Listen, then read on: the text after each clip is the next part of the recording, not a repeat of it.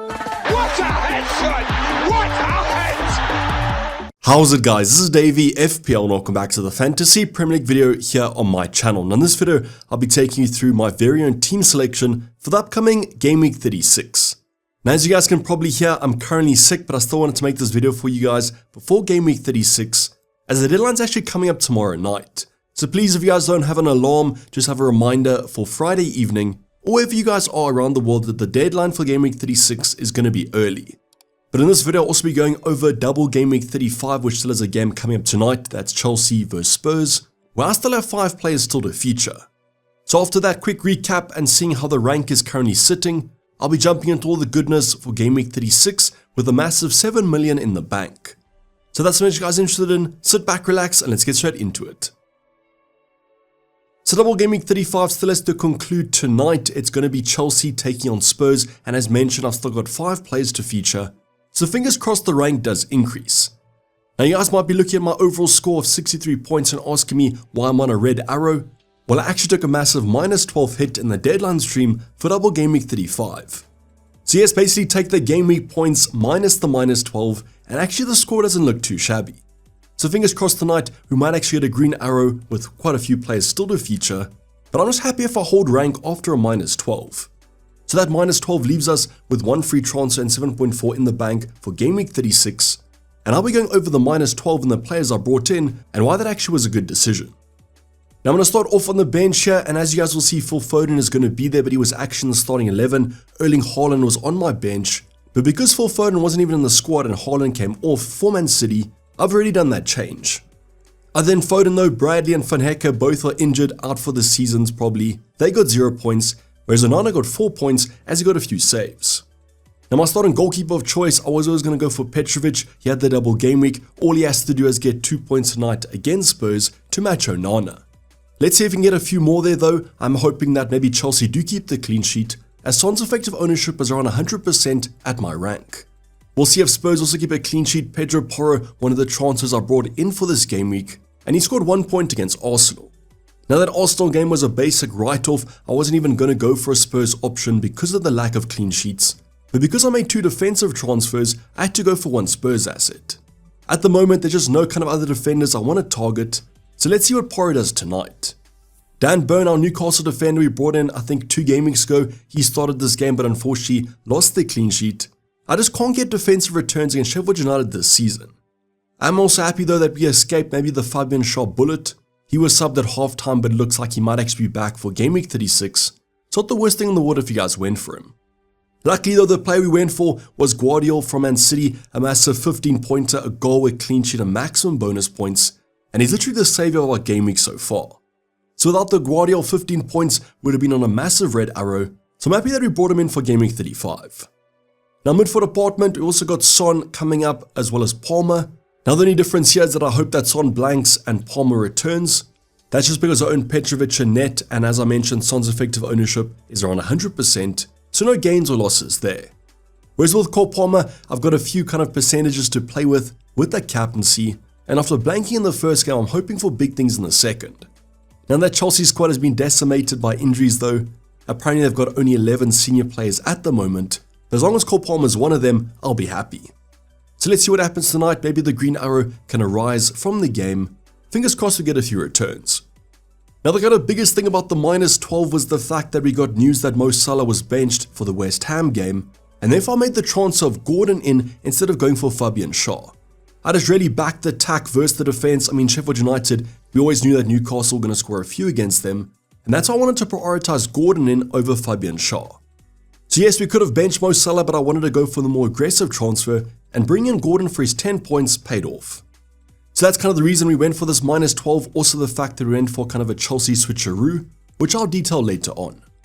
All you guys need to know is with Gordon and Guardiola scoring a massive 25 points between them, we're currently in the green in terms of the overall minus 12, which you always love to see. Then our final midfielder, Garnacho, even if we benched him, he would have come off the bench for Phil Foden. Pretty disappointing performance from him, only the 2 points, but United could have scored a lot more against Burnley. Now forward department, as mentioned, Erling Haaland was actually on my bench, but he's come off for Phil Foden. He was benched in real life but came off and scored a goal, and looks to be starting from now to the end of the season. So there was some speculation about his fitness, obviously training last week, but not being up to speed just yet, and that's why he was on the bench. Just happy that we got some points off, I guess, for Phil Foden. Every point kind of counts. Now the second reason, as mentioned, was we did a kind of Chelsea switcheroo. We took Gusto out for Guardiola or Pedro Porro, and therefore wanted Nicholas Jackson up front, because we got news that Darwin was benched as well. So the 4 transfers we did was bringing Porro, Guardiola, Gordon, and Nicholas Jackson in. We therefore dropped Darwin, Salah, Udogie, and Gusto. 4 transfers in total. Now Nicholas Jackson did have a few chances. I think he hit the post in the previous game. Fingers crossed tonight he can put on a good performance, as he is still quite a differential. So let's see what happens. Maybe he can match Isaac for his 13-pointer. Once again, Newcastle's attack was red hot against Sheffield United. So we spoke about this in the deadline stream, but if you guys had the triple captaincy, I was almost tempted to go for one of these Newcastle assets because it was guaranteed points. An attack at home such as theirs against a poor defense like Sheffield United just equaled goals and assists. So that's basically what happened. Gordon's 10-pointer, Isaac's 13-pointer. He's just the gift that keeps on giving after bringing him in on wildcard 30. So his 13 points helped us to 63 total points, including Erling Haaland, plus whatever we get tonight in the Chelsea vs Spurs game. In the comments down below, how did your game week go? Was it a strong week? Was it a bad week? And where are you guys sitting in the overall ranks? And what's your final target? Now before we go over the transfer plan with that lovely 7.4 million in the bank and 1 free transfer, I want to give you guys my current team selection. Now just a reminder please that the Friday deadline is upon us. You guys can wait for this press conferences coming up tomorrow for the latest news, but just make sure that you finalize your team before the deadline on Friday. And the team selection this week kind of picks itself. The bench, we've got United facing Crystal Palace. However, it is an away game and that's why I'm not too keen on it. I think they're scoring against Onana and Garnacho hasn't been that great. I do prefer my other midfielders as well to Garnacho, and that's why I'm fine benching him. Then the final 2 options, Bradley and Faneka, think they're out for this season, and that's why I'm looking to make a defensive switch. Now starting goalkeepers Petrovic, but between him and Onana, it might be quite close. I'm just going for the home form here against West Ham. I think both goalkeepers probably concede, so it just depends who keeps the most saves. At least we're not doubling up on that Chelsea defense now that Gusto's gone. However, we are playing Pedro Porro at the moment against Liverpool away, which I'm not very happy about. Now you guys can maybe see what I'm going to do with my defense, either Bradley or Faneka out, bench Pedro Porro, as I can't see Spurs keeping a clean sheet. Yes, there might be some attacking returns, but I'd rather go for a clean sheet defender, and I'll speak about a few in the upcoming talking point. Otherwise, perfectly fine playing Burn against Burnley, as well as Guardiola against Wolves. Fingers crossed he plays and doesn't have any pep roulette, as he really is on good form at the moment. Now midfield department, I'm fine playing an attacker from Spurs versus a defender. I think that Spurs probably score against Liverpool with that bad defense, and therefore Son's perfectly fine. The only worrying thing might be Son playing left wing now that Richarlison is back from injury, but he still will be on penalties. Cole Palmer against West Ham, that should be quite a high scoring game I think. Gordon against Burnley, yes, it's an away game. I know his stats aren't great, Newcastle's stats aren't great away from home, but I'm still pretty confident in some attacking returns. Then finally, Phil Foden should be back to full fitness after his illness, and I think he'll do well at the Etihad. Same could be said about Erling Haaland, that's why I got the Kamsi armband on him. I think nowadays he's had a full week of training, came off the bench in game week 35, should be fine for game week 36, and I reckon he'll be looking to up that goal tally. So that's why I do have the Kamsi armband on him. Man City obviously in the title race as well. So all these games are must-wins for them. Otherwise, Jackson with West Ham, that's a fine fixture. I think strikers have been doing generally well against West Ham this season. Then Isaac against Burnley, also a good game. I just hope that Wilson doesn't take too many minutes off Isaac at the end of the season. At least with Newcastle, I think they still have some positions to play for. European football can still be gained, and I think Isaac's been too good to drop.